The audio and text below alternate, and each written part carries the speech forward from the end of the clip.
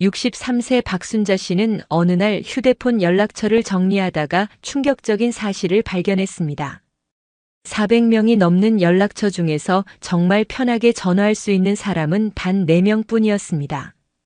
처음엔 서글펐지만 6개월 후 그녀는 이렇게 말했습니다.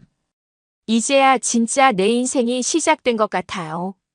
혹시 여러분도 비슷한 경험을 하고 계신가요? 연락처는 많은데 정작 마음 편히 전화할 사람이 없다고 느끼신 적이 있으신가요?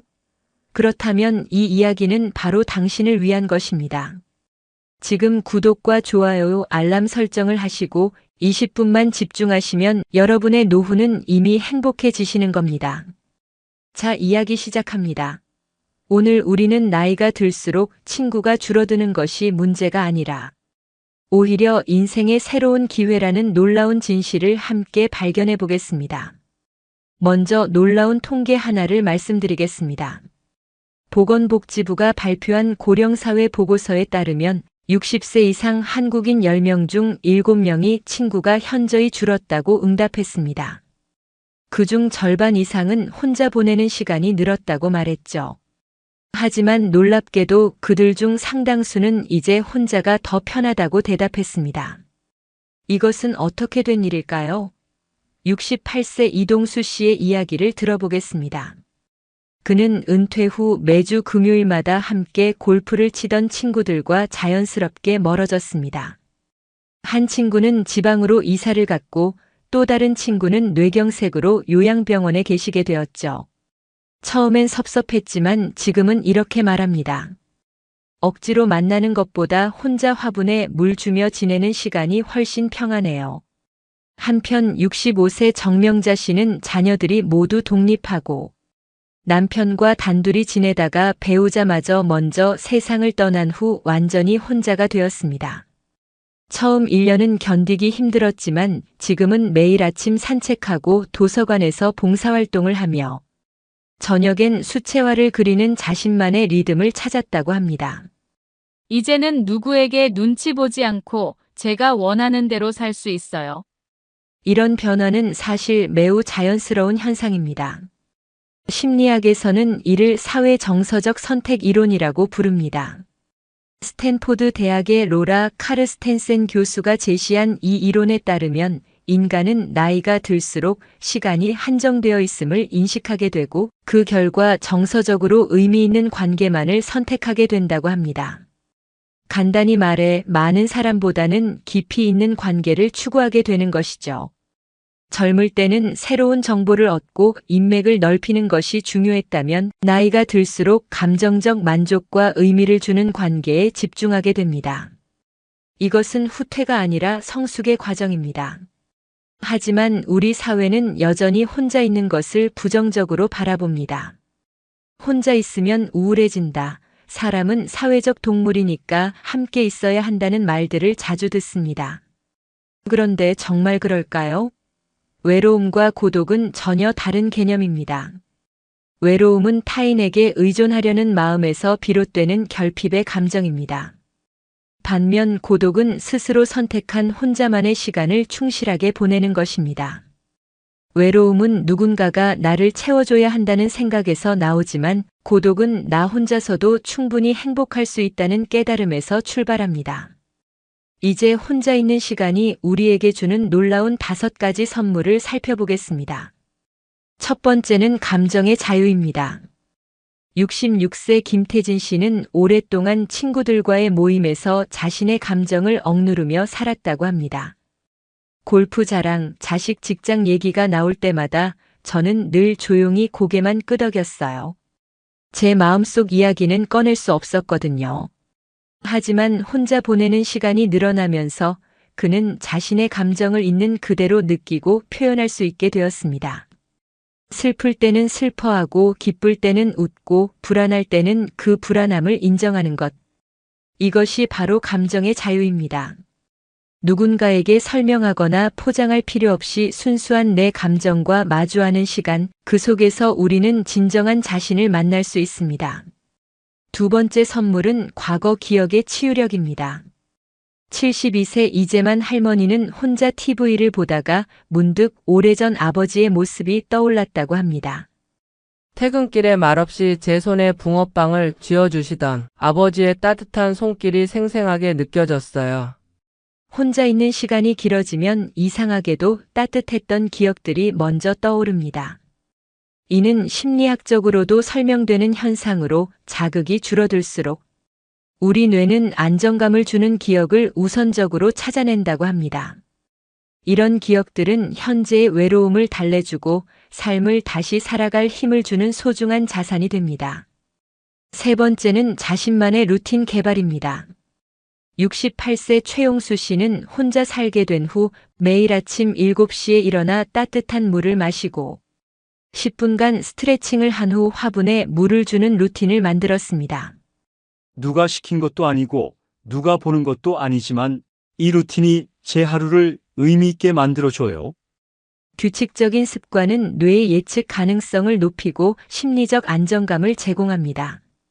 특히 혼자만의 루틴은 외부의 강요가 아닌 순수한 자기 선택에서 나오기 때문에 더욱 만족스럽고 지속 가능합니다. 네 번째 선물은 정서적 균형입니다. 63세 강영자 할머니는 예전에는 사소한 말에도 하루 종일 기분이 상했다고 합니다. 지금도 일 안 하세요? 라는 말 한마디에도 깊이 상처받곤 했죠. 하지만 혼자 있는 시간을 통해 감정 조절 능력이 향상되었습니다. 이제는 그런 말을 들어도 내가 지금 서운해하고 있구나 라고 생각하고 스스로를 다독일 수 있어요. 혼자 있는 시간은 감정의 파도에 휩쓸리지 않고 한 걸음 떨어져서 바라볼 수 있는 능력을 길러줍니다. 다섯 번째는 주체적 삶의 설계입니다. 69세 윤동수 씨는 퇴직 후 한동안 방향을 잃었지만 혼자 있는 시간 속에서 진짜 내가 원하는 삶이 무엇인가? 라는 질문에 답을 찾았습니다. 매일 아침 작은 노트에 오늘 나에게 의미 있는 일은 무엇일까? 를 적어보기 시작했고 지금은 어르신들을 위한 손글씨 교실을 운영하고 있습니다. 퇴직 전에는 상상도 못했던 일이에요. 하지만 혼자 있는 시간이 제게 새로운 가능성을 보여줬어요. 이제 혼자 있어도 행복한 사람들의 4가지 공통점을 살펴보겠습니다. 첫째, 그들은 타인에게 기대하지 않습니다. 69세 박명자 할머니는 남편을 먼저 떠나보내고 자녀들도 해외에 거주하고 있지만 매일 스스로에게 오늘은 나만 생각해야지. 라고 말한다고 합니다. 외로움을 타인이 채워주길 바라지 않고 스스로 자신과 친해지는 연습을 합니다. 정신분석가 에리히 프롬은 타인에게 의존하는 사람은 결국 자신을 잃는다고 말했습니다. 혼자 잘 사는 사람들은 자기 자신을 가장 좋은 친구로 여깁니다. 둘째, 내면을 채우는 활동을 합니다. 66세 김태진 씨는 혼자 있는 시간을 무기력에 빠지는 시간이 아니라 자신을 성장시키는 시간으로 활용합니다. 하루 한 줄 일기부터 시작해서 지금은 그 일기를 엮어 노년의 손글씨라는 소책자까지 냈습니다. 손으로 글씨를 쓰다 보면 마음이 정리돼요. 힘들었던 일도 지나고 보면 다 괜찮아지더라고요. 혼자 있어도 괜찮은 사람들은 독서, 정원 가꾸기, 명상, 그림 그리기 등 자신만의 취미를 갖고 있습니다. 셋째, 새로운 것을 시도하는데 망설이지 않습니다. 66세 정순부 할머니는 혼자가 된 후 수채화를 처음 배우기 시작했습니다. 내 나이에 뭘 또 시작해. 라는 주변의 시선도 있었지만 지금은 마을 전시회에서 작품을 전시할 정도가 되었습니다. 그림이 저를 다시 살아있게 했어요. 혼자 있어도 괜찮은 사람들은 실패보다 정체를 더 두려워합니다. 그래서 조심스럽게라도 새로운 길을 향해 한 걸음씩 내딛습니다.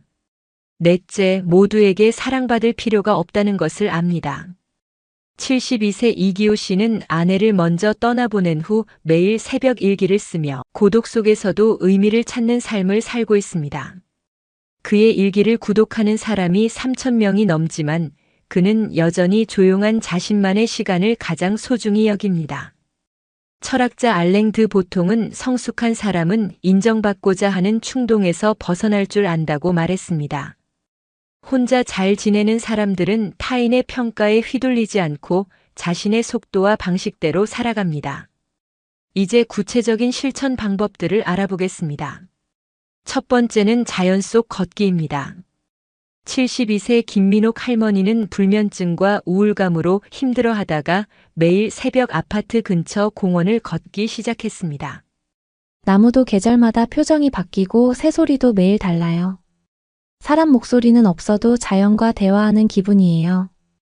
자연 속 걷기는 과학적으로도 입증된 치유 효과가 있습니다. 15분만 숲길을 걸어도 스트레스 호르몬인 코르티솔이 평균 16% 감소한다는 연구 결과가 있습니다. 두 번째는 전자기기 없는 시간 만들기입니다.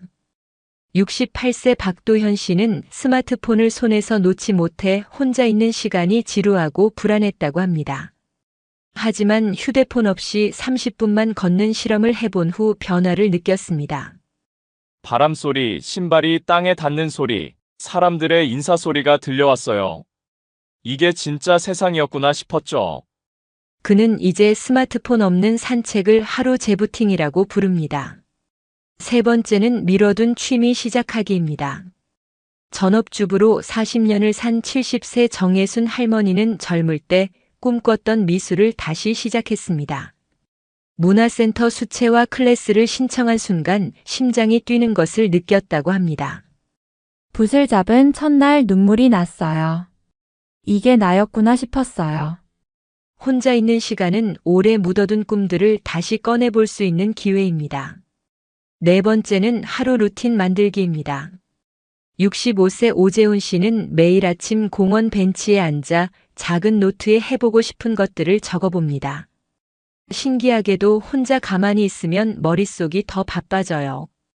그런데 그게 불안한 바쁨이 아니라 설레는 바쁨이죠. 칼 구스타프 융은 고요한 순간 인간은 가장 창조적인 사고를 한다고 말했습니다. 다섯 번째는 자기 대화법 익히기입니다. 67세 박혜자 할머니는 매일 거울 앞에서 스스로에게 괜찮아, 잘 살았어. 지금도 충분히 예뻐. 라고 말해줍니다. 처음엔 어색했지만 이제는 자연스러워졌다고 합니다. 심리학자 크리스틴 네프는 자기 자신에게 따뜻한 말을 건넬 수 있는 사람만이 다른 사람에게도 진심으로 따뜻해질 수 있다고 말했습니다. 관계에 대해서도 새로운 관점이 필요합니다. 67세 김우석 씨는 은퇴 후 매달 5개 넘게 참석하던 모임에서 발을 뺐습니다. 그들과 있으면 나는 편한가? 라는 질문의 답은 아니오였기 때문입니다. 결과적으로 정말 가까웠던 두 사람만이 그를 찾아왔고 그들과의 관계는 훨씬 깊어졌습니다. 심리학자 헨리 클라우드는 모든 좋은 관계에는 공간이 필요하다. 공간이 있어야 사랑도 숨 쉴 수 있다고 말했습니다. 박혜심 할머니는 혼자 산책하다가 자주 마주치는 강아지와 그 보호자를 통해 새로운 인연을 만났고 지금은 함께 마을 청소를 합니다. 억지로 연결하지 않았지만 자연스럽게 다가온 인연이에요. 말이 많이 안 통해도 눈인사 하나면 다 알 수 있어요. 새로운 관계는 단톡방이나 소개팅이 아니라 자연스러운 일상에서 시작되는 경우가 많습니다. 70세 이선우 할머니는 혼자 있는 시간이 익숙해지면서 관계에서도 여유를 갖게 되었다고 합니다. 예전엔 연락이 안 오면 조급했는데 이제는 그 사람도 바쁜 거겠지 하고 이해하게 돼요. 정서적 독립은 관계를 끊는 것이 아니라 상대방을 있는 그대로 받아들일 수 있는 여유를 만들어줍니다. 마지막으로 일상에서 실천할 수 있는 작은 습관들을 제안드립니다. 막막한 날에는 정리정돈부터 시작하세요. 옷장이나 식탁 한 곳만 정리해도 마음이 개운해집니다. 누구를 만나지 않아도 아침에는 단정하게 옷을 입으세요. 몸을 예쁘게 대접하면 마음도 따라 일어납니다. 꼭 필요한 말만 하고 비난이나 불평은 입 밖에 내지 마세요. 하루 한 번은 반드시 밖에 나가 햇빛을 받고 바람을 맞으세요. 단 10분이라도 기분이 환하게 달라집니다. 누군가를 도와주는 작은 행동을 해보세요. 마트에서 계산을 도와주거나 엘리베이터에서 인사하는 것만으로도 내가 필요한 존재라는 느낌을 받을 수 있습니다. 하루 한 잔의 따뜻한 차 시간을 만드세요. 아무도 없는 오후 창가에서 마시는 차 한 잔은 누구의 것도 아닌 당신만의 시간입니다. 힘들 때 부를 수 있는 나만의 노래를 하나 정해두세요. 익숙한 동네라도 하루에 한 블록씩 다른 길로 걸어보세요. 작은 변화가 큰 생기를 줍니다. 매일 한 줄이라도 일기를 써보세요. 오늘은 잘 참았다, 햇살이 예뻤다와 같은 한 줄이 삶의 기록이 되고 내일의 용기가 됩니다. 하루를 마무리할 때는 스스로를 안아주세요. 오늘 고생했어. 혼자였지만 잘했어. 라고 거울을 보며 말해주세요. 혼자라는 말이 이제 더 이상 무섭지 않기를 바랍니다. 혼자여서 편하다는 말이 익숙해지기를 바랍니다. 당신은 혼자가 아닙니다. 세상 어디선가 이 이야기를 듣고 같은 마음으로 공감하는 또 다른 사람이 있습니다. 그것만으로도 우리는 모두 연결되어 있습니다. 혼자 있어도 괜찮습니다. 혼자일 때 당신은 가장 당신다운 사람이니까요. 혼자 있는 시간은 결핍이 아니라 자신을 들여다보는 가장 소중한 기회입니다. 그 시간 속에서 당신은 진정한 자유와 평화를 발견하게 될 것입니다. 오늘도 충분히 잘 살아내고 계신 당신에게 따뜻한 응원과 박수를 보냅니다. 지금까지 저는 황금노후의 김수연이었습니다. 71세 최영희 씨는 지난주 50년지기 친구 모임에서 충격적인 경험을 했습니다. 친구 중 한 명이 요즘 영희는 너무 우울해 보여. 밝게 살아야지. 라고 말하는 순간 그녀는 깨달았습니다. 남편을 잃은 슬픔을 토로했을 뿐인데 우울하다는 낙인이 찍힌 거죠. 집에 돌아와 거울을 보며 스스로에게 물었습니다. 50년을 알고 지낸 사람이 내 마음을 이렇게 모를 수 있나? 6개월 후 그녀는 이렇게 말했습니다. 이제야 알았어요. 오래 안다고 진짜 친구가 아니라는 걸요. 혹시 여러분도 비슷한 순간을 경험해 본 적이 있으신가요? 오랜 친구라고 생각했는데 정작 힘들 때 위로가 되지 않는 관계 말이에요. 그렇다면 오늘 이야기는 바로 당신을 위한 것입니다. 지금 구독과 좋아요, 알람 설정을 해주세요. 여러분의 노후는 이미 행복해지신 겁니다. 자, 이야기 시작합니다. 오늘 우리는 나이가 들수록 더욱 중요해지는 진짜 친구를 구별하는 법과 가짜 친구 관계에서 벗어나는 용기에 대해 이야기해 보겠습니다. 먼저 놀라운 연구 결과 하나를 말씀드리겠습니다. 하버드 대학교 성인발달 연구소에서 80년간 추적 조사한 결과에 따르면 60세 이후 행복도를 결정하는 가장 중요한 요소는 친구의 숫자가 아니라 친구 관계의 질이었습니다.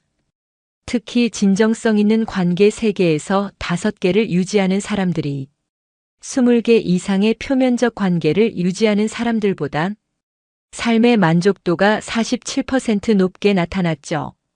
더욱 놀라운 건 질 좋은 관계를 가진 사람들의 치매 발병률이 34% 낮았다는 점입니다. 이것은 어떻게 된 일일까요? 바로 60대 이후에는 관계의 양보다 질이 건강과 행복을 좌우한다는 뜻입니다. 68세 박정수 씨의 이야기를 들어보겠습니다. 그는 은퇴 후 매주 목요일마다 동창 모임에 참석했습니다. 30명이 넘는 대규모 모임이었죠. 하지만 매번 집에 돌아오면 기분이 이상했다고 합니다. 다들 성공 자랑만 하고 병원 얘기만 하더라고요. 정작 제가 요양원에 계신 어머니 때문에 힘들다고 하니까 그럴 수 있지라며 화제를 돌리더군요. 어느 날 그는 용기를 내어 모임 참석을 중단했습니다. 처음엔 섭섭했지만 6개월 후 진짜 친구 2명이 따로 연락을 해왔고 지금은 그 2사람과 소소하지만 깊이 있는 대화를 나누며 지낸다고 합니다. 30명이 있을 때보다 2명이 있을 때가 훨씬 마음이 편해요. 한편 73세 김혜자 씨는 더욱 극적인 경험을 했습니다. 아들이 실직해서 힘들다고 털어놨더니 우리 아들은 의사야. 라며 자랑을 늘어놓는 친구를 보며 깨달았다고 합니다. 아, 이 사람은 내 아픔에 공감하는 게 아니라 자기 우월감을 확인하고 싶어 하는구나. 그 후 그녀는 진짜 위로를 주는 사람과 그렇지 않은 사람을 명확히 구분하게 되었습니다. 지금은 진짜 마음을 털어놓을 수 있는 친구 3명만 남았는데 이게 훨씬 행복해요. 이런 변화는 단순한 개인적 경험이 아닙니다. 노년학 연구에서는 이를 사회적 선별 현상이라고 부릅니다. 옥스퍼드 대학의 로빈 던바 교수에 따르면 인간은 나이가 들수록 감정적 에너지가 한정되어 있음을 깨닫고 진정으로 의미 있는 관계에만 투자하게 된다고 합니다. 이것은 소극적 태도가 아니라 지혜로운 선택입니다. 젊을 때는 많은 사람을 알고 지내는 것이 자원이었다면 나이가 들수록 진정성 있는 관계만이 진짜 자원이 되는 것이죠. 하지만 우리 사회는 여전히 친구가 많아야 좋다, 모임에 빠지면 안 된다는 압박을 줍니다. 특히 한국 문화에서는 정이라는 이름으로 질 나쁜 관계도 유지해야 한다는 부담이 있죠. 그런데 정말 그래야 할까요? 이제 진짜 친구와 가짜 친구를 구별하는 5가지 명확한 기준을 알려드리겠습니다. 첫 번째는 감정 반응의 차이입니다. 69세 이순자 씨는 무릎 수술을 받는다고 했을 때 친구들의 반응이 완전히 달랐다고 합니다. 어떤 친구는 아이고 얼마나 아프겠어. 내가 병원까지 데려다 줄게라고 했고 다른 친구는 요즘 다들 그래. 나도 어깨가 아픈데라며 자기 얘기를 시작했다고 해요. 진짜 친구는 당신의 감정에 먼저 반응하고 가짜 친구는 자신의 경험과 비교부터 합니다. 당신이 슬플 때 함께 슬퍼해주고 기쁠 때 진심으로 축하해주는 사람, 그런 사람이 진짜 친구입니다.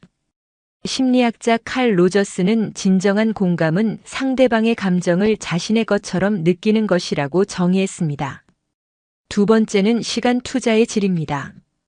66세 강민수 씨는 아내를 잃고 힘들어할 때 친구들의 다른 반응을 목격했습니다. 어떤 친구는 힘내라는 문자만 보냈고 다른 친구는 말없이 집에 와서 함께 술 한 잔을 마셨다고 합니다. 말이 필요 없었어요. 그냥 곁에 있어 주는 것만으로도 위로가 됐어요. 진짜 친구는 당신에게 시간을 투자하고 가짜 친구는 시간을 소비합니다. 투자는 상대방의 필요에 맞춰지지만 소비는 자신의 편의에 맞춰집니다. 당신이 정말 힘들 때 누가 옆에 있었는지 기억해 보세요. 페이스북 창립자 마크 저커버그의 어머니는 사람의 진심은 위기 때 드러난다고 말했습니다. 세 번째는 대화의 방향성입니다. 71세 조영수 씨는 친구와의 대화 패턴을 분석해 본 결과 놀라운 사실을 발견했습니다. 진짜 친구와는 서로 질문하고 답하는 쌍방향 대화가 이루어지지만 가짜 친구와는 한쪽이 계속 말하고 다른 쪽은 듣기만 하는 일방향 대화가 반복됐다는 거죠. 어떤 친구는 만날 때마다 자기 자랑만 하고 제 얘기는 들으려 하지 않더라고요. 반대로 어떤 친구는 요즘 어떻게 지내? 라고 진심으로 궁금해해요. 진짜 친구는 당신의 이야기에 호기심을 갖고 가짜 친구는 자신의 이야기를 들어줄 청중을 찾습니다. 커뮤니케이션 전문가 데일 카네기는 사람들은 자신에게 관심을 보이는 사람을 좋아한다고 했지만 진정한 관계는 상호 관심에서 시작됩니다. 네 번째는 판단 없는 수용입니다. 68세 박미영 씨는 자녀 문제로 고민이 많았는데 친구들의 반응이 극명하게 갈렸다고 합니다. 한 친구는 그렇게 키웠으니까 그렇지. 라며 비난했고 다른 친구는 얼마나 속상하니? 어떻게 하면 도움이 될까? 라고 물었다고 해요. 진짜 친구는 당신을 판단하지 않고 이해하려 노력하며 가짜 친구는 쉽게 판단하고 조언을 강요합니다. 심리학자 아브라함 매슬로는 진정한 사랑은 상대방을 있는 그대로 받아들이는 것이라고 말했습니다. 당신의 실수나 약점을 드러내도 여전히 당신 편에 서주는 사람이 진짜 친구입니다. 다섯 번째는 에너지의 변화입니다. 73세 문정희 씨는 간단한 실험을 해봤다고 합니다. 친구를 만나고 난 후 기분이 어떤지 체크해 본 것이죠. 어떤 친구를 만나고 나면 기운이 빠지고 피곤해요. 반대로 어떤 친구를 만나고 나면 마음이 편해지고 에너지가 생겨요. 진짜 친구와 시간을 보내면 에너지가 충전되고 가짜 친구와 시간을 보내면 에너지가 소모됩니다. 이것은 매우 직관적이고 정확한 판별법입니다. 정신과 의사 패크스콧은 건강한 관계는 서로에게 활력을 주고 독성 관계는 서로를 소모시킨다고 말했습니다. 이제 가짜 친구 관계에서 벗어나는 용기에 대해 이야기해 보겠습니다. 많은 분들이 오래 알고 지낸 사이인데 어떻게 관계를 정리하지? 라고 고민하십니다.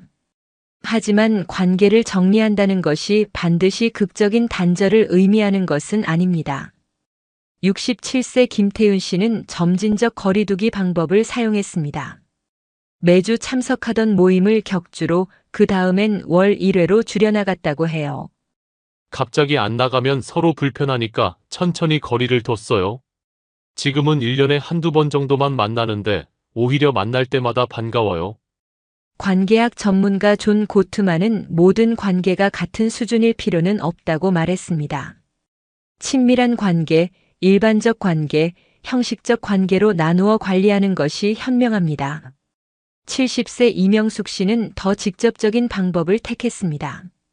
자신에게 상처를 주는 친구에게 솔직하게 마음을 털어놨다고 해요. 제가 힘들 때 위로보다 비교를 당하니까 속상해요 라고 말했더니 상대방도 깨닫고 관계가 개선됐다고 합니다. 모든 관계가 다 나빠지는 건 아니에요. 진심으로 소통하면 더 좋아지는 관계도 있어요. 하지만 소통해도 변하지 않는 관계라면 과감히 정리하는 것이 서로를 위한 일입니다. 심리치료사 브레네 브라운은 경계선을 설정하는 것은 자기 보호가 아니라 자기 존중이라고 말했습니다. 이제 진짜 친구를 만나고 유지하는 방법을 알아보겠습니다. 첫 번째는 먼저 진짜 친구가 되는 것입니다. 69세 최동식 씨는 새로운 관계를 만들 때 자신부터 바꿨다고 합니다. 예전엔 만나면 내 얘기부터 했는데 이제는 상대방 안부부터 물어봐요. 그러니까 상대방도 제게 더 관심을 보이더라고요. 심리학에는 상호성의 원리라는 개념이 있습니다. 내가 상대방에게 보이는 관심과 태도가 그대로 돌아온다는 뜻이죠. 진정성 있는 관심을 보이면 진정성 있는 친구를 만날 수 있습니다. 두 번째는 공통 관심사를 기반으로 한 새로운 만남입니다. 66세 송미경 씨는 등산 동호회에서 만난 친구들과 가장 편한 관계를 유지하고 있다고 합니다. 나이나 학력, 경제력 상관없이 산을 좋아한다는 공통점만으로도 깊은 대화가 돼요. 산에서는 모든 게 평등해지거든요. 공통 관심사는 자연스러운 대화 주제를 제공하고 서로의 다른 면을 발견할 수 있는 기회를 만들어줍니다. 사회학자 게오르크 지멜은 진정한 우정은 공통된 경험에서 시작된다고 말했습니다. 세 번째는 1대1 만남의 중요성입니다. 72세 장순덕 씨는 큰 모임보다 1대1 만남을 선호한다고 합니다. 사람이 많으면 거칠의 대화만 하게 되는데 둘이 만나면 진짜 속마음을 털어놓을 수 있어요. 그룹에서는 드러나지 않던 상대방의 진면목을 1대1에서 발견할 수 있습니다. 심리학자 어빙 얄롬은 진정한 친밀감은 둘만의 공간에서 형성된다고 말했습니다. 네 번째는 꾸준한 소통의 힘입니다. 68세 안정희 씨는 멀리 사는 친구와 매주 화요일마다 전화 통화를 한다고 합니다. 특별한 일이 없어도 안부 인사만 해요. 그런데 그게 더 소중하더라고요. 일상적이고 지속적인 소통이 관계를 깊게 만듭니다. 관계 전문가 존 가드너는 우정은 꾸준한 관심의 축적이라고 정의했습니다. 다섯 번째는 서로의 변화를 인정하는 마음입니다. 70세 홍성구 씨는 40년 지기 친구가 종교에 빠져 만날 때마다 전도를 하려 해서 한때 관계가 어려웠다고 합니다. 하지만 그것도 그 사람의 변화된 모습이라고 받아들이니 다시 편해졌다고 해요. 나도 변했으니까 친구도 변할 수 있다고 생각하니까 이해가 되더라고요. 변화를 자연스럽게 받아들이는 것이 오랜 우정을 유지하는 비결입니다. 친구 관계에서 생기는 갈등을 해결하는 방법도 중요합니다. 71세 박영자 씨는 친구와 다툰 후 6개월간 연락을 안 했다가 먼저 사과 전화를 했다고 합니다. 나이 들어서 자존심 때문에 좋은 사람 잃으면 너무 아깝잖아요. 성숙한 사과는 관계를 더욱 돈독하게 만들어줍니다. 갈등 해결 전문가 마셜 로젠버그는 진정한 사과는 책임을 인정하는 것이 아니라 상대방의 감정을 인정하는 것이라고 말했습니다. 경계선 설정도 필요합니다.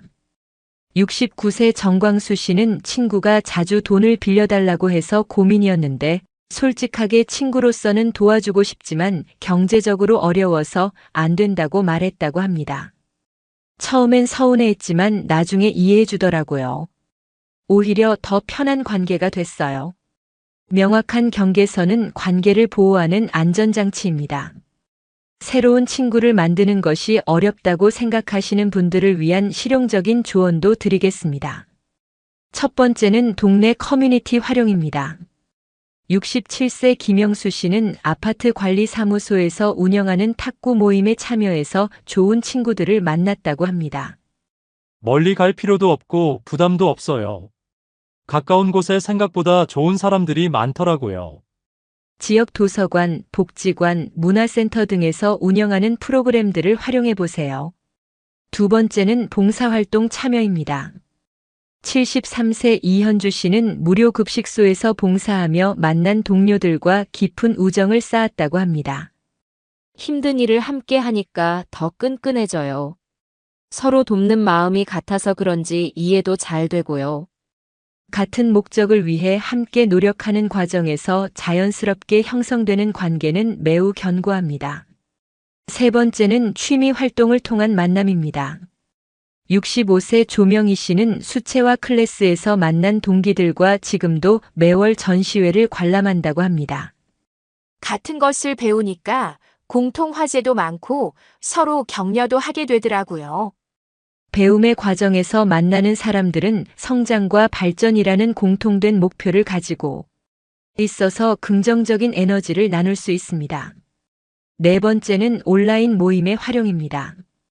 70세 김정옥 씨는 독서 카페에서 활동하며 전국의 비슷한 연령대 사람들과 교류한다고 합니다. 처음엔 온라인이 어색했는데 글로 먼저 마음을 나누니까 오히려 더 진솔한 대화가 돼요.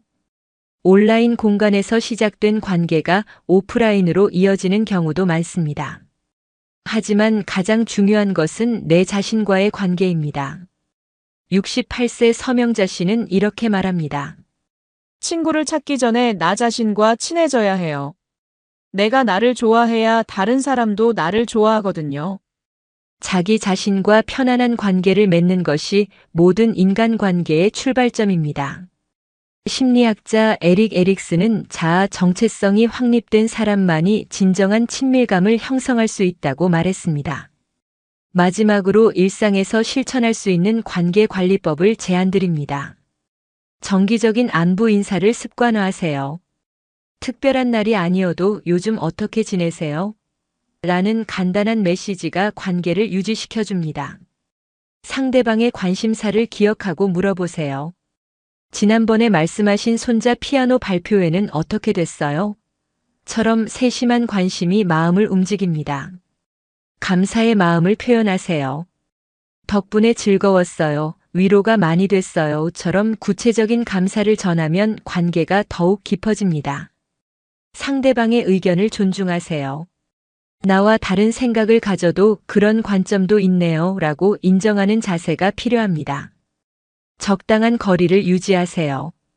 너무 가까워도 부담스럽고 너무 멀어도 소원해집니다. 서로에게 편안한 거리를 찾아가세요. 질보다 양을 추구하지 마세요. 많은 사람과 얕은 관계를 맺기보다 적은 수의 사람과 깊은 관계를 맺는 것이 더 의미 있습니다. 갈등을 피하지 마세요. 건설적인 갈등은 관계를 더욱 단단하게 만들어줍니다.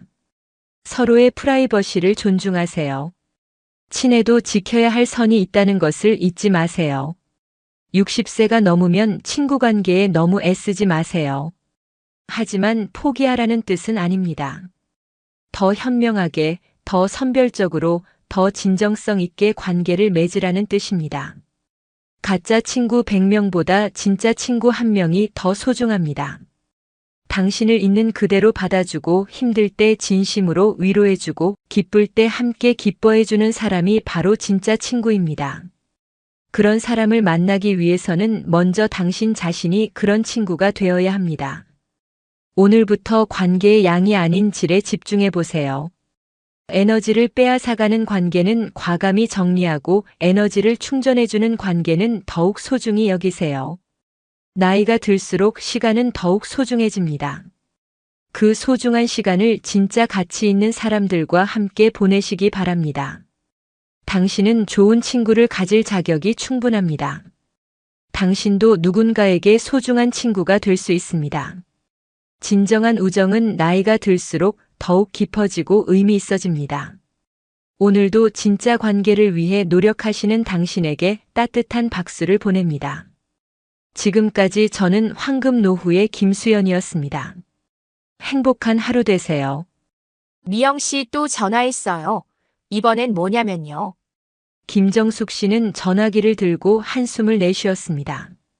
새벽 6시부터 울리는 전화벨 소리에 잠을 깰 수밖에 없었거든요. 미영 씨의 하소연은 벌써 1시간째 이어지고 있었습니다. 정숙 씨가 그럼 남편이랑 진지하게 대화해 보시지 그래요. 라고 조언하면 그게 되겠어요. 정숙 씨는 몰라요. 라며 바로 차단해버리죠.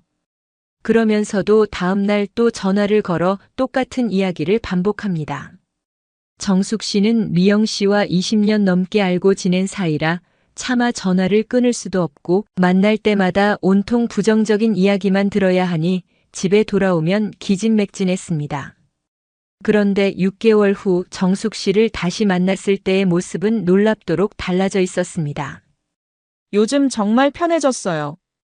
아침에 일어나면 새들 소리가 들리고 커피 한 잔 마시며 책도 읽고 이렇게 평화로운 아침이 있는 줄 몰랐어요.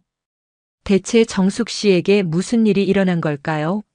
오늘 이 이야기를 끝까지 들으시면 여러분도 정숙 씨처럼 힘들었던 친구 관계에서 벗어나 진정한 평화를 찾을 수 있을 것입니다. 지금 구독과 좋아요, 알람 설정을 하시면 여러분은 이미 행복한 노후가 시작되신 거예요. 자, 이야기 시작하겠습니다. 스탠포드 대학교 심리학과에서 2025년에 발표한 최신 연구에 따르면 60세 이후 독성 관계를 정리한 사람들의 스트레스 호르몬 수치가 평균 34% 감소했고 수면의 질은 42% 향상되었다고 합니다. 또한 우울감은 28% 줄어들고 전반적인 삶의 만족도는 39% 증가했습니다.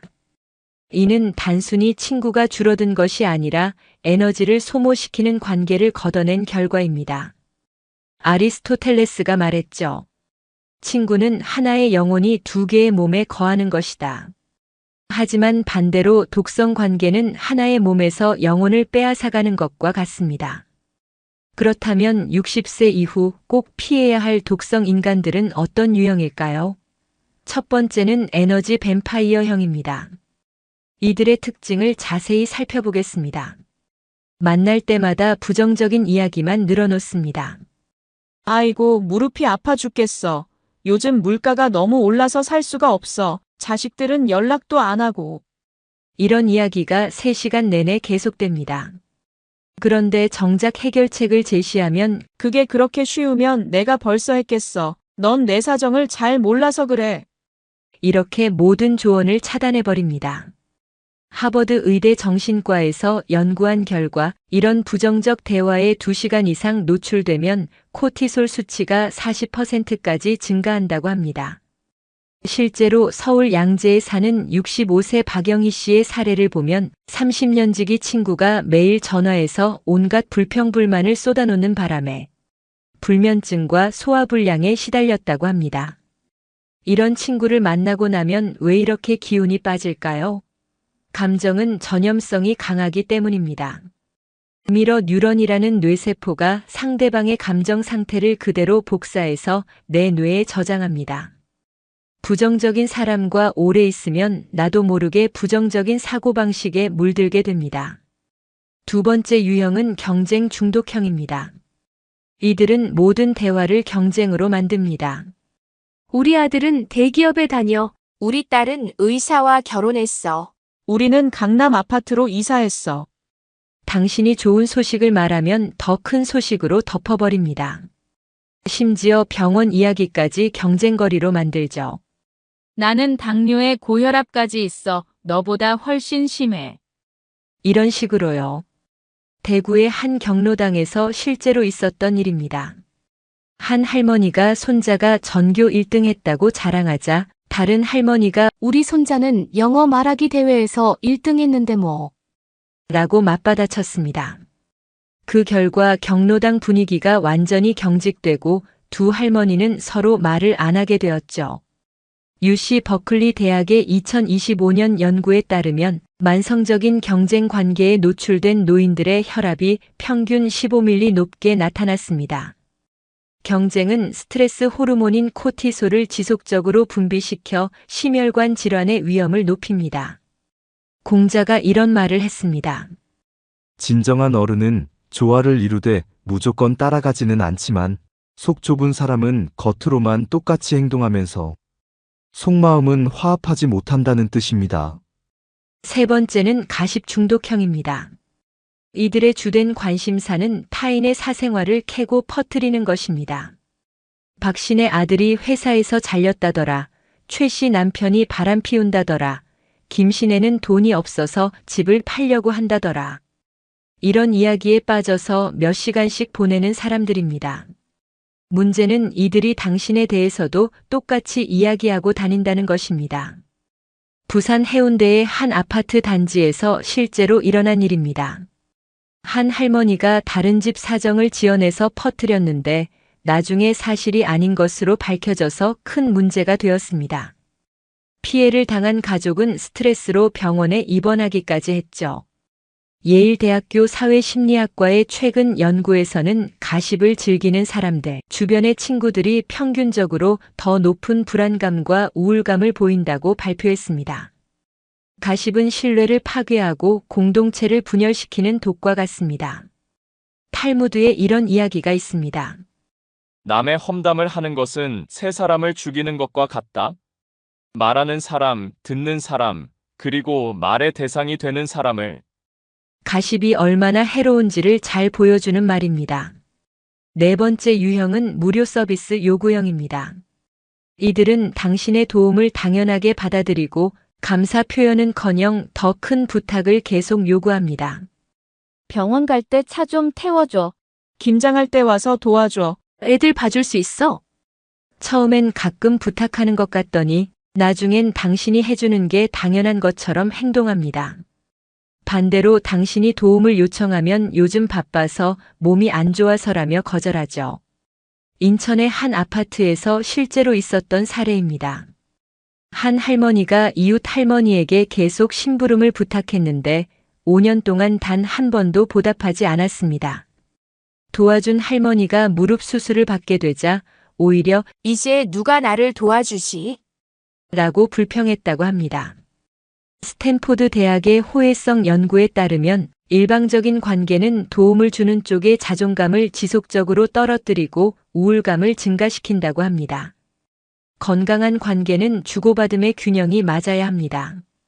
아리스토텔레스가 말했듯이 우정의 본질은 주는 것이지만 받지 못하는 우정은 지속될 수 없다. 다섯 번째 마지막 유형은 조언 강요형입니다. 이들은 당신의 삶에 대해 이래라 저래라 참견하기를 좋아합니다. 그 나이에 뭘 새로 배워. 시간 낭비야. 자식들한테 더 잘해줘야지. 나중에 후회해. 돈 함부로 쓰지 말고 아껴둬야 해. 당신의 선택을 존중하지 않고 자신의 가치관을 강요합니다. 더 심각한 건 당신이 다른 의견을 표현하면 화를 내거나 관계를 끊겠다고 협박하는 경우도 있습니다. 광주의 한 경로당에서 실제로 일어난 일입니다. 한 할머니가 컴퓨터를 배우고 싶다고 하자 다른 할머니가 그 나이에 무슨 컴퓨터냐, 바보짓 하지 마라고 말했습니다. 결국 컴퓨터를 배우려던 할머니는 주눅이 들어서 포기하게 되었죠. 하버드 대학 심리학과의 연구에 따르면 지속적으로 자신의 선택을 부정당하는 사람들은 자기 효능감이 크게 떨어지고 새로운 시도를 하지 않게 된다고 합니다. 60세 이후야말로 자신만의 인생을 살아야 할 시기인데 이런 사람들은 그 기회를 박탈합니다. 칼릴 지브란이 이런 명언을 남겼습니다. 당신의 아이들은 당신의 아이들이 아닙니다. 그들은 삶 자체의 열망으로 태어난 아들, 딸입니다. 이는 아이들에게만 적용되는 게 아닙니다. 60세 이후에도 우리는 우리 자신의 삶을 살 권리가 있습니다. 그렇다면 이런 독성 인간들로부터 어떻게 자신을 보호할 수 있을까요? 관계 정리의 실전 기술을 알려드리겠습니다. 첫 번째는 소프트 랜딩 기법입니다. 갑작스럽게 관계를 끊으면 주변에서 오해할 수 있고 본인도 죄책감에 시달릴 수 있습니다. 따라서 단계적으로 거리를 두는 것이 좋습니다. 1단계는 만남 빈도를 줄이는 것입니다. 주 2-3번 만나던 것을 주 1번으로, 주 1번을 2주에 1번으로 서서히 줄여나갑니다. 이때 요즘 개인적으로 바쁜 일이 있어서 라고 자연스럽게 이유를 말합니다. 2단계는 만남 시간을 단축하는 것입니다. 3-4시간 만나던 것을 2시간으로, 2시간을 1시간으로 줄입니다. 오늘은 일찍 들어가야 해서라고 미리 말해두는 것이 좋습니다. 3단계는 1대1 만남을 피하고 그룹 모임에서만 만나는 것입니다. 여러 사람이 함께 있으면 독성 행동이 어느 정도 제한되고 당신이 받는 스트레스도 분산됩니다. 4단계는 특별한 날에만 안부를 묻는 관계로 전환하는 것입니다. 생일, 명절 정도에만 짧은 인사를 나누는 정도로 관계를 유지합니다. 두 번째는 명확한 경계선 설정법입니다. 독성 인간들은 당신의 호의를 악용하려고 합니다. 따라서 분명한 선을 그어야 합니다. 거절의 기술부터 살펴보겠습니다. 요즘 개인적인 시간이 필요해서요. 라고 말하면 됩니다. 구체적인 이유를 설명할 필요는 없습니다. 자세히 설명하면 오히려 반박당하거나 더 많은 부탁을 받을 수 있습니다. 건강상 무리하면 안 된다고 해서요. 더 좋은 표현입니다. 60세 이후라면 건강 관리가 최우선이라는 것을 누구나 이해할 수 있기 때문입니다. 가족과 보내는 시간을 늘리려고요. 라고 하는 것도 효과적입니다. 가족보다 우선시될 수 있는 관계는 많지 않기 때문입니다. 대화 차단 기술도 중요합니다. 부정적인 화제가 나올 때는 그런 얘기는 우울해져서 다른 얘기하자. 라고 자연스럽게 주제를 바꿉니다. 가십이 시작되면 그분 얘기는 하지 말자. 본인이 들으면 기분 나쁠 것 같아. 라고 말합니다. 과도한 조언을 받을 때는 고마운데 내가 좀 더 생각해 볼게라고 정중하게 거절합니다. 세 번째는 완전 단절이 필요한 경우입니다. 모든 관계를 점진적으로 정리할 수 있는 것은 아닙니다. 레드라인을 넘는 행동을 하는 사람들과는 즉시 관계를 끊어야 합니다. 당신을 모독하거나 인격 모독하는 경우가 첫 번째입니다. 너는 정말 바보 같아. 그래서 자식들이 안 찾아오는 거야. 같은 말을 하는 사람들입니다. 이런 말은 단순한 실수가 아니라 상대방을 의도적으로 상처 주려는 악의적 행동입니다. 금전적 피해를 주는 경우도 즉시 단절해야 합니다. 돈을 빌려가고 갚지 않거나 투자를 권유해서 손해를 보게 하거나 물건을 훔치는 등의 행동을 하는 사람들입니다. 가족에게 해를 끼치는 경우도 마찬가지입니다. 당신의 자녀나 손자녀에게 부적절한 말이나 행동을 하거나 가족 간의 갈등을 부추기는 사람들은 즉시 관계를 정리해야 합니다. 정신적, 신체적 학대를 하는 경우는 말할 것도 없습니다. 소리를 지르거나 위협하거나 신체적 폭력을 가하는 사람들과는 절대 관계를 지속해서는 안 됩니다. 그런데 독성 관계를 정리하고 나면 어떤 변화가 일어날까요? 먼저 시간과 에너지가 확보됩니다. 하루 2-3시간씩 독성 인간과 보냈던 시간이 생기면 그 시간에 당신은 정말 하고 싶었던 일들을 할 수 있습니다. 책도 읽고 운동도 하고 새로운 취미도 배울 수 있습니다. 정신적 스트레스가 크게 줄어듭니다. 누군가 만나고 나서 우울해지거나 화가 나는 일이 없어지니까 마음이 평온해집니다. 수면의 질도 좋아집니다.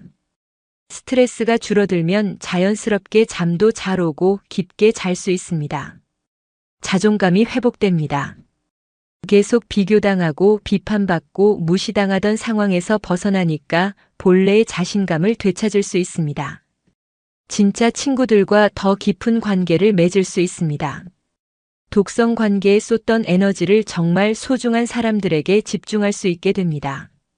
그렇다면 건강한 새로운 관계는 어떻게 만들 수 있을까요? 첫 번째는 나부터 좋은 친구가 되는 것입니다. 상대방의 말을 끝까지 들어주세요. 중간에 끊거나 자신의 이야기로 바꾸지 말고 진심으로 경청하는 자세를 보여주세요. 판단하지 말고 공감하세요. 그럴 수도 있겠네요. 힘드셨겠어요. 같은 공감의 말을 해주세요. 약속을 잘 지키세요. 작은 약속이라도 어기지 않으면 신뢰감이 쌓입니다. 감사 표현을 자주 하세요. 고마워요, 덕분이에요 라는 말을 아끼지 마세요. 두 번째는 건강한 모임을 찾는 것입니다. 배움이 있는 모임에 참여해 보세요. 독서 토론회, 역사 강해, 문화센터 수업 등에서는 지적인 자극을 받으면서 좋은 사람들을 만날 수 있습니다. 봉사활동이나 취미 동호회도 좋습니다. 공통의 목표나 관심사가 있으면 자연스럽게 대화가 이어지고 서로를 이해할 수 있습니다. 종교 활동이나 명상 모임도 추천합니다. 영적인 성장을 추구하는 사람들은 대체로 마음이 따뜻하고 배려심이 많습니다. 운동이나 건강 관련 모임도 좋습니다. 함께 건강을 챙기면서 긍정적인 에너지를 나눌 수 있습니다. 관계 단절 후에 생기는 공허감은 어떻게 대처해야 할까요? 죄책감이 들 수 있습니다. 내가 너무 이기적인 건 아닐까? 그래도 오랜 친구인데 라는 생각이 들 수 있죠. 하지만 기억하세요.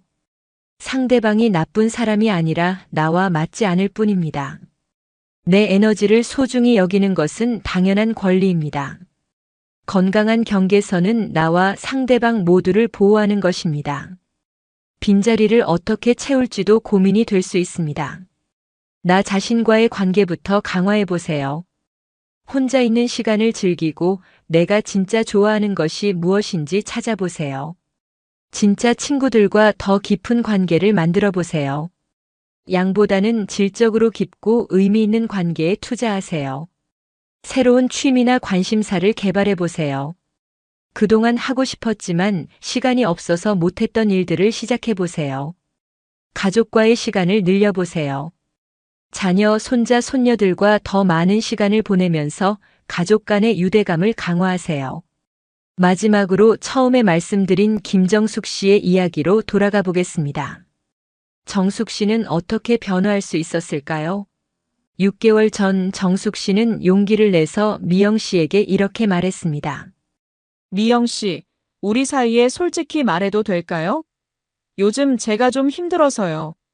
미영 씨가 힘든 얘기를 하실 때마다 저도 같이 우울해져서 제 건강에도 영향을 주는 것 같아요. 앞으로는 좀 더 긍정적인 얘기들을 나누면 좋겠어요. 하지만 미영 씨는 그럼 내가 누구한테 털어놓으라고. 정숙 씨는 정말 이기적이야. 라며 화를 냈습니다. 그 후로 미영 씨는 정숙 씨를 원망하며 연락을 끊었죠. 처음엔 정숙 씨도 죄책감에 시달렸습니다. 하지만 시간이 지나면서 놀라운 변화가 일어났습니다. 아침에 일어나면 마음이 가벼웠습니다. 새벽 6시에 울리던 전화벨 때문에 깨는 일이 없어지니까 숙면을 취할 수 있었습니다. 그 시간에 산책도 하고 좋아하는 책도 읽을 수 있었습니다. 그리고 정말 소중한 친구 2명과 더 깊은 대화를 나누게 되었습니다. 그들과는 서로 격려하고 응원하고 함께 성장하는 관계를 만들어갈 수 있었습니다. 6개월 후 정숙 씨는 이렇게 말했습니다. 처음엔 미안했는데 지금 생각해보니 미영 씨에게도 좋은 일이었던 것 같아요. 저한테 의존하지 말고 자신의 문제를 스스로 해결할 기회를 준 거니까요. 60세가 넘으면 모든 사람과 좋은 관계를 유지할 필요가 없습니다. 당신의 소중한 에너지를 빼앗아가는 사람들과는 과감히 거리를 두세요. 그래야만 진짜 소중한 사람들에게 더 많은 사랑과 관심을 줄 수 있습니다. 관계의 정리는 포기가 아니라 선택입니다. 현명한 선택을 통해 더 행복하고 평화로운 노년을 만들어 가시기 바랍니다. 실제로 관계를 정리한 많은 분들이 이런 변화를 경험하고 있습니다. 경기도 수원의 이순자 씨는 40년 지기 친구가 맨날 남편 욕, 자식 욕만 하길래 점점 만남을 줄였더니 제 마음도 한결 가벼워졌어요. 그 시간에 요가도 배우고 새로운 친구들도 만났죠. 라고 말합니다. 김해의 64세 박명희 씨도 경쟁을 좋아하는 친구 때문에 스트레스가 심했는데 관계를 정리한 후에는 저 자신에게 집중할 수 있게 되었어요. 지금은 그림을 배우면서 정말 행복해요. 라고 전합니다. 하지만 기억해 주세요. 관계 정리가 모든 사람에게 적용되는 것은 아닙니다. 가족이나 정말 오랜 인연이라면 한 번 더 대화해 보는 것도 방법입니다. 요즘 내가 예민해서 그런지 부정적인 얘기를 들으면 힘들어져요.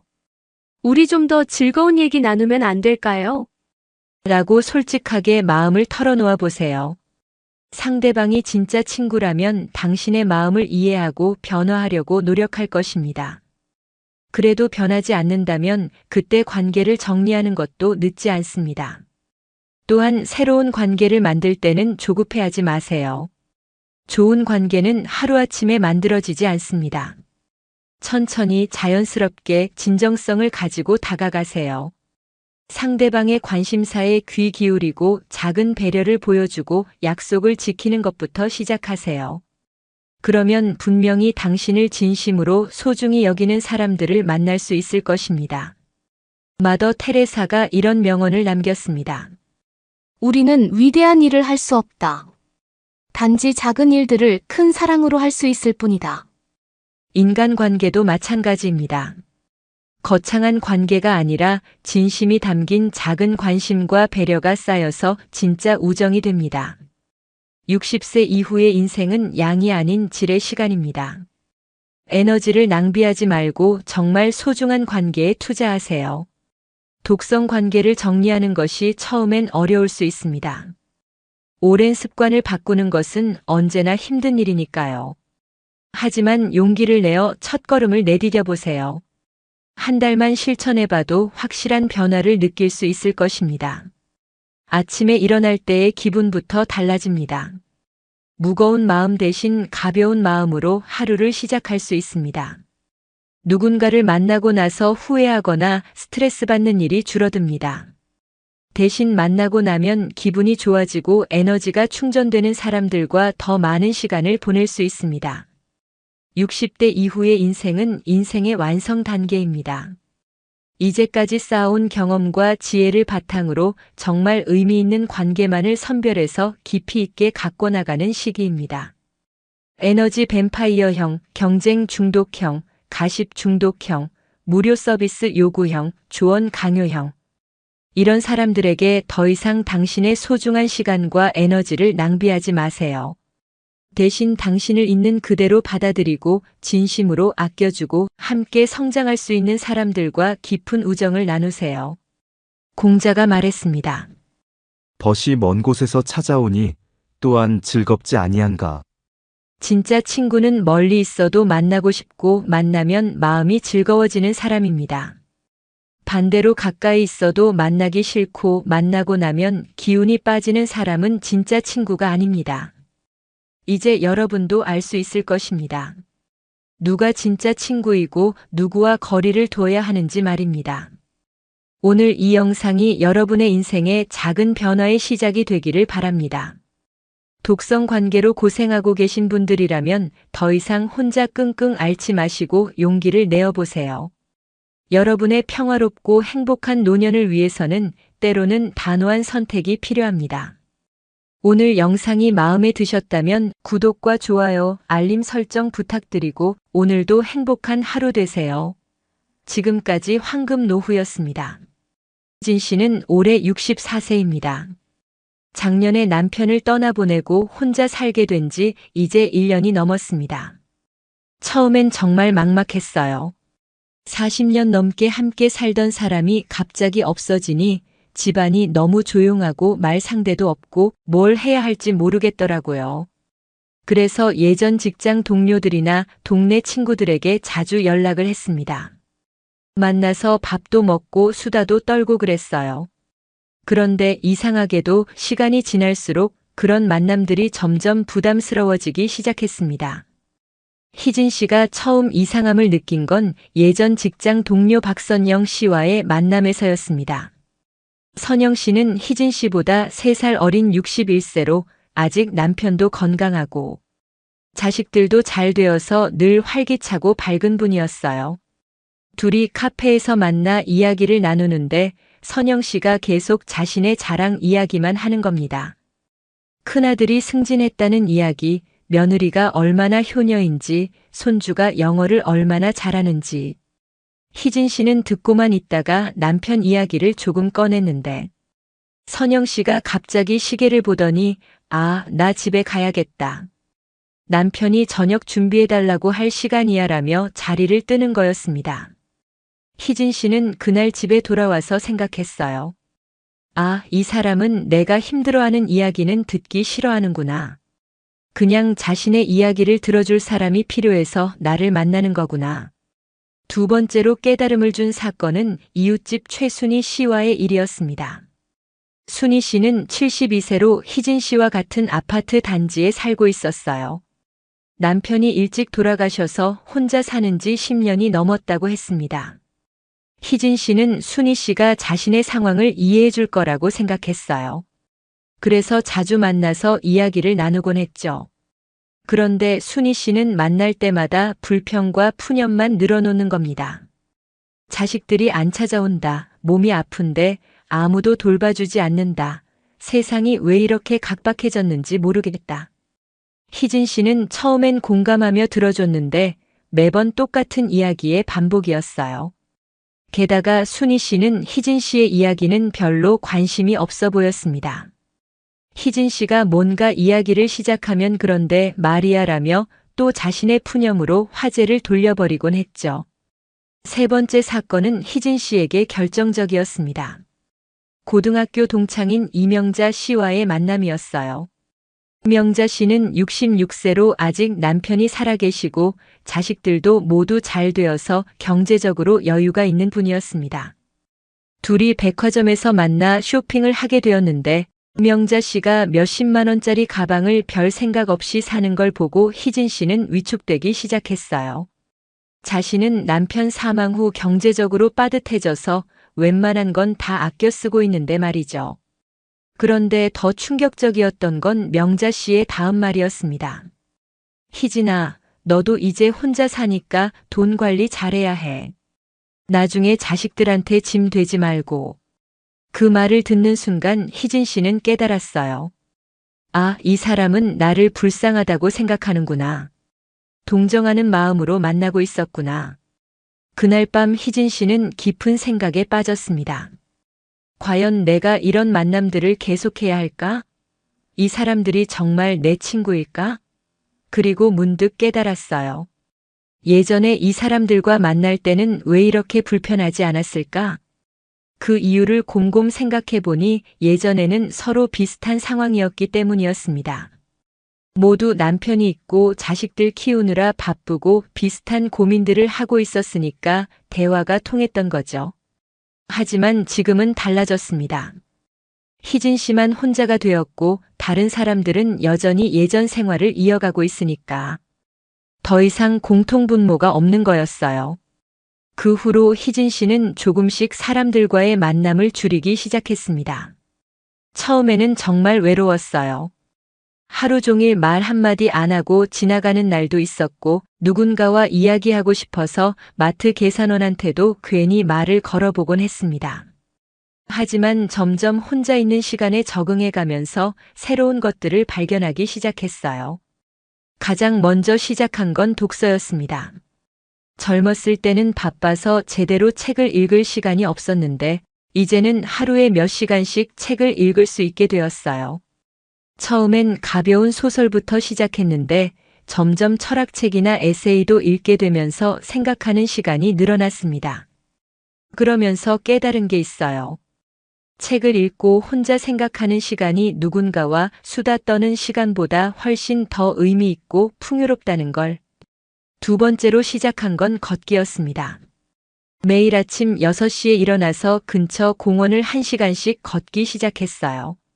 처음엔 그냥 시간이나 때우려고 시작했는데 점점 걷는 시간이 하루 중 가장 좋은 시간이 되었습니다.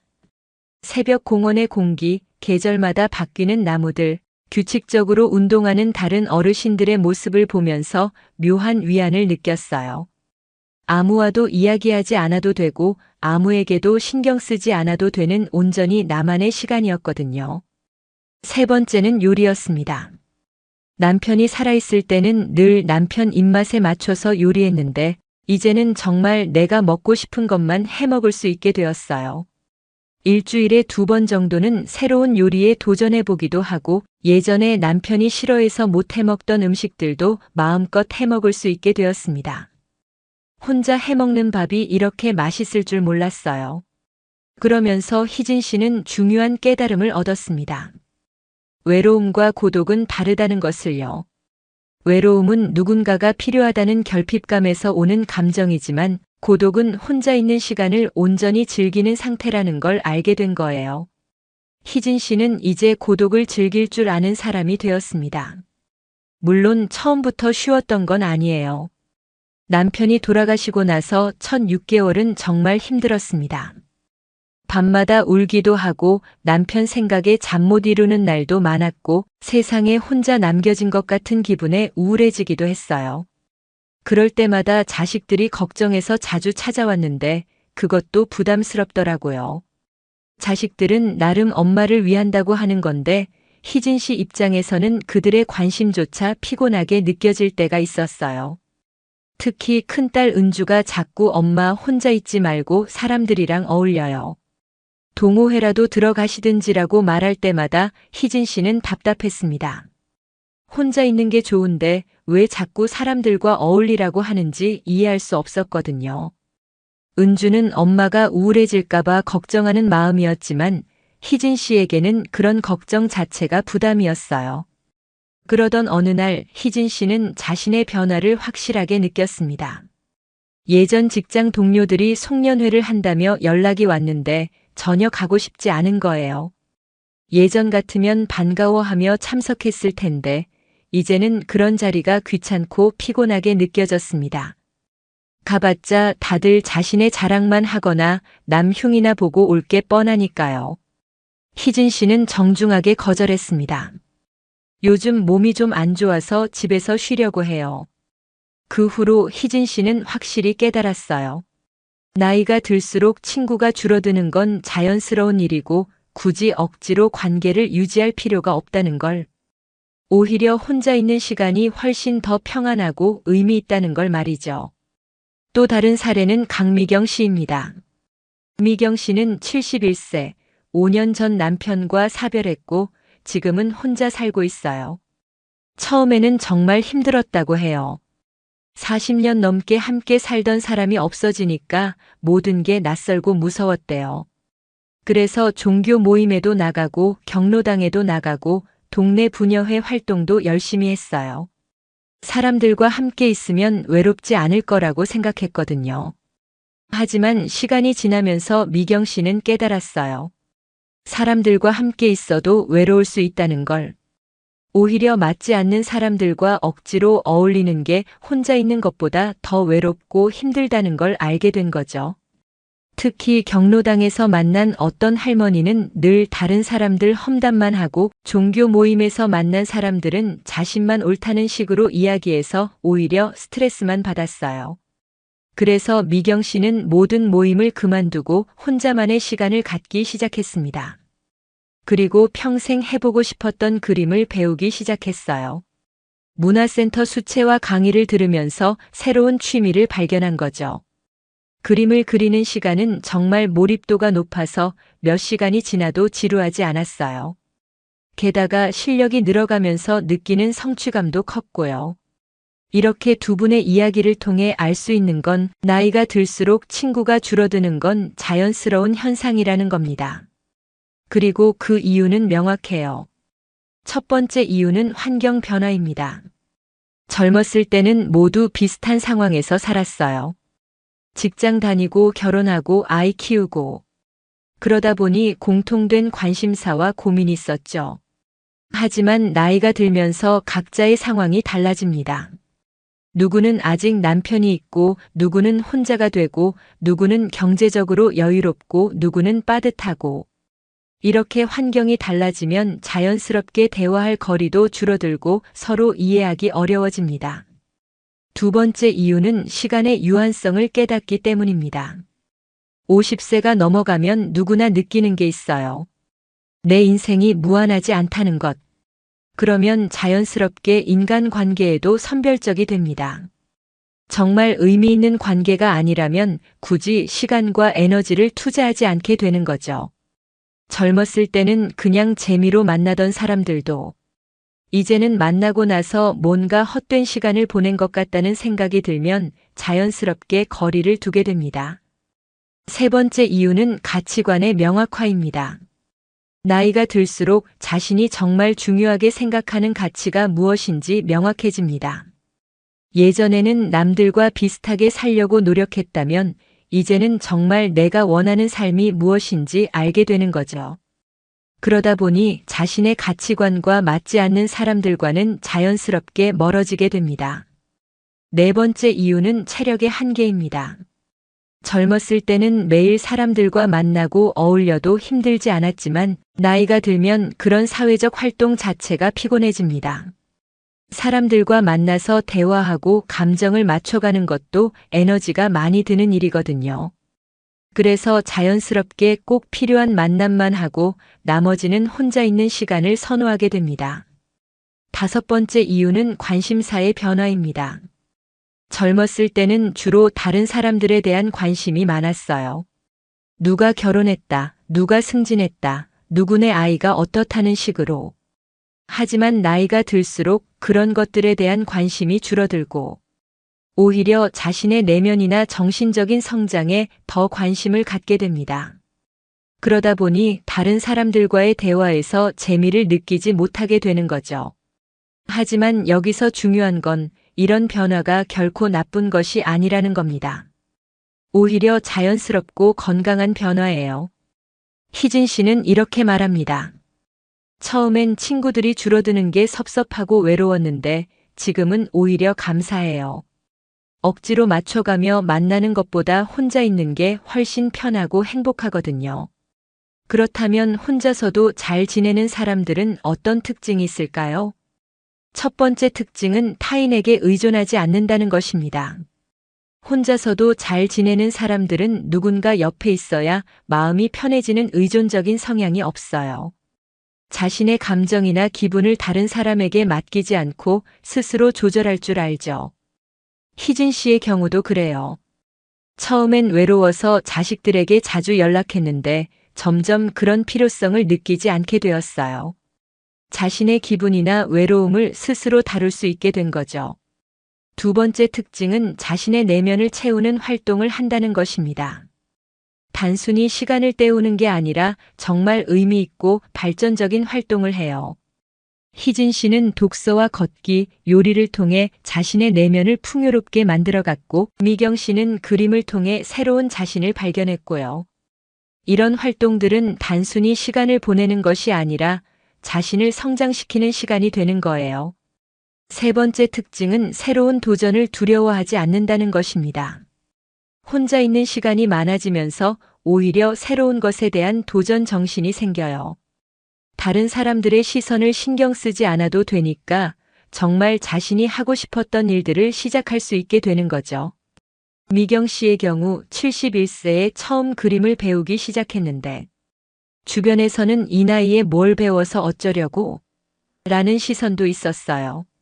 하지만 미경 씨는 신경 쓰지 않았어요. 자신이 즐겁고 의미 있으면 그것으로 충분하다고 생각했거든요. 네 번째 특징은 타인의 평가에 흔들리지 않는다는 것입니다. 혼자서도 잘 지내는 사람들은 다른 사람들이 자신을 어떻게 평가하든 크게 신경 쓰지 않아요. 자신에 대한 확고한 기준이 있고 그 기준에 따라 살아가죠. 희진 씨도 처음엔 혼자 사는 사람이라는 시선이 부담스러웠는데 지금은 전혀 신경 쓰지 않아요. 오히려 혼자서도 잘 살고 있는 사람이라는 자부심을 갖고 있어요. 실제로 혼자 지내는 시간이 주는 장점은 정말 많습니다. 첫째, 스트레스와 불안으로부터 자유로워집니다. 다른 사람들과 만나서 감정을 맞춰가고 기대에 부응해야 한다는 압박감이 없으니까 마음이 한결 편해져요. 둘째, 좋은 기억들을 더 많이 떠올리게 됩니다. 혼자 있을 때는 주로 즐거웠던 과거의 기억들을 떠올리게 되는데 이게 기분을 좋게 만들어줘요. 셋째, 자신을 더 신뢰하게 됩니다. 외부의 영향 없이 스스로 결정하고 그 결과를 받아들이는 경험이 쌓이면서 자신에 대한 확신이 생겨요. 넷째, 자신이 누구인지 더 명확하게 알게 됩니다. 다른 사람들과 함께 있을 때는 무의식적으로 상대방에게 맞춰서 행동하게 되는데 혼자 있으면 진짜 자신의 모습을 발견할 수 있어요. 다섯째, 더 좋은 관계를 선별할 수 있게 됩니다. 혼자 있는 시간을 통해 자신을 잘 알게 되면 어떤 사람과 관계를 맺는 게 자신에게 도움이 되는지 판단할 수 있게 돼요. 여섯째, 외로움을 제대로 다룰 수 있게 됩니다. 외로움이라는 감정을 피하려고 하지 않고 받아들일 줄 알게 되면 그 감정에 휘둘리지 않을 수 있어요. 일곱째, 에너지를 충전할 수 있습니다. 사회적 활동은 생각보다 많은 에너지를 소모하는데 혼자 있는 시간은 그 에너지를 회복시켜줘요. 여덟째, 더 현명한 결정을 내릴 수 있습니다. 다른 사람들의 의견에 휘둘리지 않고 정말 자신에게 맞는 선택을 할 수 있어요. 아홉째, 생각과 감정이 더 선명해집니다. 혼자 있으면서 자신의 내면을 들여다보는 시간이 늘어나면 애매했던 감정들이나 생각들이 더 명확해져요. 열째, 자기 반성과 성장의 기회를 얻습니다. 지나온 삶을 돌아보고 앞으로의 삶을 설계할 수 있는 소중한 시간이 되는 거죠. 혼자만의 시간을 잘 활용하는 방법도 있어요. 첫째는 자연과 함께하는 것입니다. 희진 씨처럼 매일 공원을 산책하거나 주말에는 등산을 가는 것도 좋아요. 자연 속에서 보내는 시간은 정신 건강에 정말 좋거든요. 둘째는 전자기기 없이 운동하는 것입니다. 헬스장에 가더라도 이어폰 끼고 하지 말고 자신의 몸에 집중하면서 운동해 보세요. 훨씬 더 집중도가 높아지고 운동 효과도 좋아져요. 셋째는 정말 하고 싶었던 일을 시작하는 것입니다. 미경 씨의 그림처럼 평생 해보고 싶었지만 못했던 일들을 이제 시작해 보세요. 나이가 들어서 새로운 걸 배우는 게 어려울까봐 걱정하지 마세요. 오히려 시간적 여유가 있는 지금이 새로운 도전을 하기에 가장 좋은 때일 수 있어요. 물론 완전히 혼자만 살라는 건 아니에요. 인간은 사회적 동물이니까 적당한 사회적 관계는 필요하죠. 다만 억지로 관계를 유지하려고 애쓰지 말고 자연스럽게 맞는 사람들과만 만나면 된다는 거예요. 희진 씨도 지금은 정말 마음이 통하는 한두 명의 친구와만 가끔 만나고 있어요. 그 친구들과는 진짜 속 깊은 이야기도 나누고 서로를 있는 그대로 받아들일 수 있거든요. 마지막으로 중년 이후 삶을 더 풍요롭게 살기 위한 실용적인 조언들을 드리고 싶어요. 첫째, 집안 정리를 하세요. 오랫동안 쌓아둔 불필요한 물건들을 과감히 정리하고 정말 필요한 것들만 남겨두세요. 깔끔하고 정돈된 공간에서 살면 마음도 더 평온해져요. 둘째, 외모 관리를 소홀히 하지 마세요. 나이가 들어도 단정하고 깔끔한 모습을 유지하는 것은 자존감에도 도움이 되고 다른 사람들과의 관계에서도 좋은 인상을 줍니다. 셋째, 적당한 사회적 활동은 유지하세요. 완전히 집에만 있는 것보다는 일주일에 한두 번 정도는 외부 활동을 하는 게 좋아요. 다만 억지로 하지 말고 정말 자신이 관심 있는 분야의 모임에만 참여하세요. 넷째, 말을 아껴서 하세요. 나이가 들수록 말이 많아지기 쉬운데 꼭 필요한 말만 하고 듣는 것을 더 많이 하세요. 그리고 다른 사람을 비판하거나 평가하는 말보다는 격려하고 응원하는 말을 더 많이 하세요. 5째, 자신의 몫은 다 하세요. 경제적으로든 인간관계에서든 자신이 해야 할 일은 먼저 나서서 하고 다른 사람에게 의존하거나 떠넘기지 마세요. 6째, 안 되는 일은 과감히 포기하세요. 건강, 자식 문제, 경제적 문제 등 내 힘으로 어쩔 수 없는 일들에 대해서는 체념하고 받아들이는 것이 현명해요. 괜히 스트레스 받으며 매달리지 마세요. 7째, 계속 배우고 공부하세요. 나이가 들어도 새로운 지식을 배우는 것은 뇌 건강에도 좋고 삶에 활력을 주어요. 요즘은 인터넷으로도 얼마든지 배울 수 있으니까 관심 있는 분야를 찾아서 공부해 보세요. 8째, 취미와 낭만을 가지세요. 삶이 너무 건조해지지 않도록 자신만의 취미를 가지고 작은 것에서도 낭만을 찾으려고 노력하세요. 꽃 한 송이를 사서 집에 두는 것, 좋아하는 음악을 들으며 차 한 잔 마시는 것도 충분한 낭만이 될 수 있어요. 9째, 봉사활동을 해보세요. 자신보다 어려운 상황에 있는 사람들을 도우면서 보람을 느낄 수 있고 자신의 삶에 대한 감사함도 느낄 수 있어요. 10째, 마음을 비우고 겸손함을 유지하세요. 나이가 들수록 고집이 세지기 쉬운데 오히려 마음을 비우고 겸손한 자세를 유지하는 것이 평안한 노년을 보내는 비결이에요. 희진 씨는 지금 이렇게 말합니다. 처음엔 혼자가 되는 게 두렵고 외로웠는데 지금은 이 시간이 정말 소중해요. 누구에게 맞춰야 한다는 부담도 없고 내가 정말 원하는 일들만 할 수 있어서 오히려 더 행복해졌어요. 물론 가끔은 외로울 때도 있지만 그런 감정도 이제는 자연스럽게 받아들일 수 있게 되었어요. 미경 씨는 이렇게 덧붙입니다. 71세에 그림을 시작한다고 했을 때 주변에서 많이 말렸어요. 이 나이에 뭘 배워서 어쩌려고 하냐고. 하지만 지금은 정말 잘했다고 생각해요. 그림을 그리는 시간은 정말 행복하고 실력이 늘어가는 것도 보람 있어요. 나이는 정말 숫자일 뿐이라는 걸 깨달았어요. 결국 중요한 건 혼자 있는 것을 두려워하지 않는 것입니다. 외로움과 고독을 구별할 줄 알고 혼자만의 시간을 의미 있게 채워나가는 것이 중년 이후 삶의 질을 결정하는 중요한 요소예요. 친구가 줄어드는 건 자연스러운 일이고 그것 때문에 자신감을 잃거나 우울해할 필요는 전혀 없습니다. 오히려 이 시기를 자신을 더 깊이 알아가고 진짜 원하는 삶을 살아갈 수 있는 기회로 받아들이시기 바랍니다. 100세 시대, 60대는 정말 새로운 시작일 수 있어요. 두려움 없이 당당하게 자신만의 방식으로 아름다운 노년을 설계해 나가시길 바랍니다.